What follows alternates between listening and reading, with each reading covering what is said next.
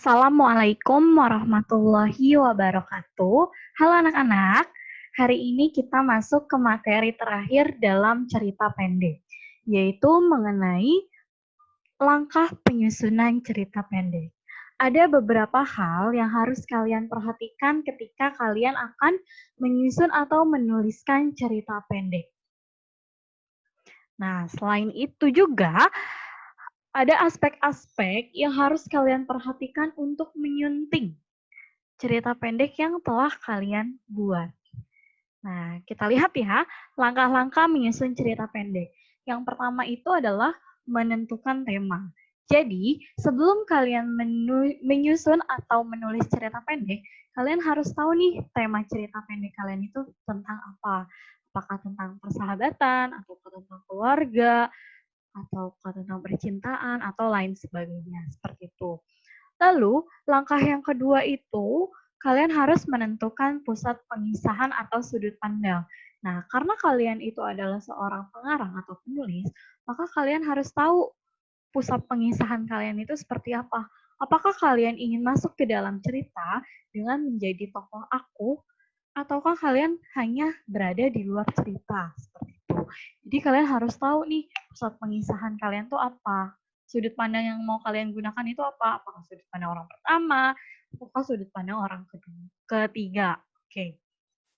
Nah, selanjutnya itu adalah menentukan perwatakan. Nah, selain menentukan sudut pandang, kalian harus tahu watak tokoh-tokoh di dalam cerita pendek yang kalian buat. Seperti itu. Jadi, fungsinya apa sih? Kita harus menentukan sudut pandang dan perwatakan agar nanti ketika proses penyusunan itu kalian tidak bingung lagi apa yang mau kalian tulis. Nah, selanjutnya menentukan latar atau setting. Nah, sama seperti perwatakan, kalian juga harus tahu latarnya itu mau di mana. Latar tempatnya itu mau di mana nih? Apakah di sekolah, di rumah, di jalan, di hutan, dan lain sebagainya. Dan latar suasana ini mau seperti apa? Kalian harus sudah memiliki gambaran. Apakah mau cerita ini mau dibawa ke arah latar suasana yang sedih, atau yang bahagia, atau yang tentang kekecewaan atau lain sebagainya. Dan juga latar waktunya ini juga harus kalian tentukan. Kalian mau cerita ini tuh terjadinya itu kapan? Apakah pagi, siang, sore, malam, dan lain sebagainya. Nah, setelah kalian menentukan latar, maka kalian sudah dapat menyajikan peristiwa sesuai alur cerita. Jadi kalian sudah dapat mengisikan cerita tersebut. Kalian juga harus tahu nih peristiwa apa yang terjadi gitu. Kalau bisa sebelum kalian menyusun, kalian sudah menuliskan nih peristiwa pertama apa, kedua apa, ketiga apa, dan sampai peristiwa terakhir. Barulah setelah itu kalian bisa menyusun atau menulis cerita pendek gitu, dengan tetap memperhatikan aspek struktur dan kaidah kebahasaan di dalam cerita pendek gitu. Nah, setelah kalian menyusun cerita pendek, hal yang harus kalian lakukan itu adalah menyunting. Menyunting itu adalah mengedit teks di dalam cerita pendek yang telah kalian buat. Nah, apa aja sih yang harus kalian sunting? Yang pertama ini adalah kesalahan tulisan. Nah, biasanya kan kalau kita menulis cerita, biasanya kan itu ada apa ya, kesalahan dalam penulisannya, bisa kesalahan katanya, ataukah ada huruf yang kurang, atau ada huruf yang kelebihan, seperti itu.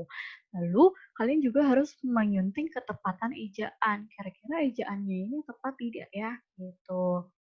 Misalkan baru, ternyata A-nya ada yang double, seperti itu. Itu juga harus diperhatikan. Huruf per huruf, kata per kata, lalu kalimat per kalimat. Lalu yang ketiga itu adalah kalian harus memperhatikan pilihan katanya nih. Kira-kira kalian juga harus tahu sebelum kalian memilih kata yang digunakan ini, kalian harus tahu kira-kira cerita pendek kali ini ditujukan untuk siapa. Jadi pilihan katanya itu harus disesuaikan, apakah untuk anak-anak, ataukah untuk orang dewasa, ataukah untuk anak seumuran kalian, seperti itu.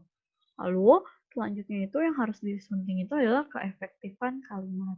Jadi dalam cerita pendek itu kalau bisa kalian harus menulis kalimat yang efektif gitu. Jadi kalimatnya itu singkat, padat, dan jelas. Tapi tetap harus memperhatikan keefektifan kalimatnya. Jadi jangan sampai ketika menuliskan sebuah narasi itu malah membuat pembaca itu yang bingung, ini maksudnya apa sih? Gitu, karena kurang efektif dalam kalimatnya. Lalu yang terakhir itu adalah yang harus disunting itu adalah keterpaduan paragraf. Jadi antara paragraf 1, 2, 3, 4 sampai paragraf terakhir itu harus bersatu padu, harus memiliki kesinambungan atau antara satu dengan yang lain itu memiliki hubungan dan nyambung seperti itu. Inilah hal-hal yang harus kalian sunting di dalam teks cerita pendek yang sudah kalian buat. Nah, ini saja materi terakhir dari penyusunan cerita pendek seperti itu. Terima kasih. Semoga ilmunya itu dapat bermanfaat untuk kalian dan kalian dapat menerapkannya ketika kalian menulis atau menyusun cerita pendek. Seperti itu.